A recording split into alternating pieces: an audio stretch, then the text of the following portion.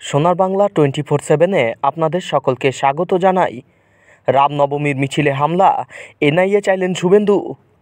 রামনবমীর মিছিল ঘিরে উত্তপ্ত মুর্শিদাবাদ। ঘটনায় এনআইএ তদন্ত চেয়ে রাজ্যপাল সিবি আনন্দ বোসকে চিঠি দিলেন শুভেন্দু অধিকারী। একই সঙ্গে আইন শৃঙ্খলা নিয়েও তৃণমূল সরকারকে একহাত নিয়েছেন তিনি।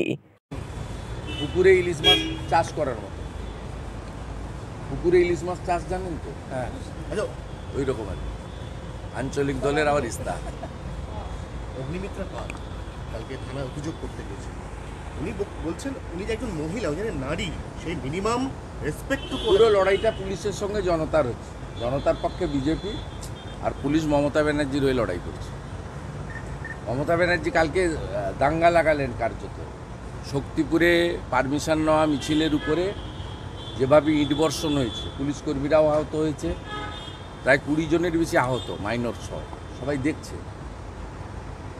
কালকে রাত্রে এগরাতেও পূর্ব মেদিনীপুরে রামনবমীর মিছিলের উপরে আক্রমণ করা হয়েছে।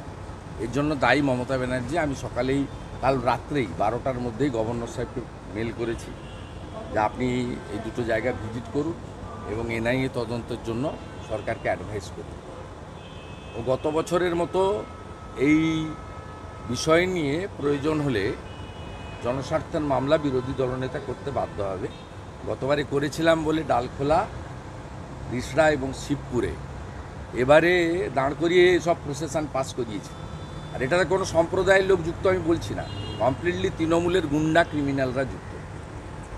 মুর্শিদাবাদে কালকে অধীর চৌধুরী যে একটা মারপিট করেছে আপনাদের, অধীর চৌধুরী আপনাদের যে সে তো করবে, হিন্দুরা অত্যাচারিত হচ্ছে। কাল দোকান লুট করেছে, 150 দোকান লুট করেছে।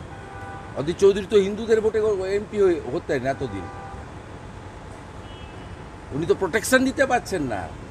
যদি মাইনরিটিদের প্রোটেকশন দেওয়ার কথা ওটা দেশে থাকে, মুর্শিদাবাদে মাইনরিটি কারা? সংবিধান সবসময় মাইনরিটিদের প্রোটেকশনের কথা বলে। মুর্শিদাবাদে কারা মাইনরিটি? হিন্দুরা মাইনরিটি। তারা আক্রান্ত হচ্ছে, আর যাদের ভোটে উনি জিতেছেন তাদের পাশে না দাঁড়িয়ে ভোট রাজনীতি করার জন্য গুন্ডা ক্রিমিনালদের পাশে দাঁড়াচ্ছে।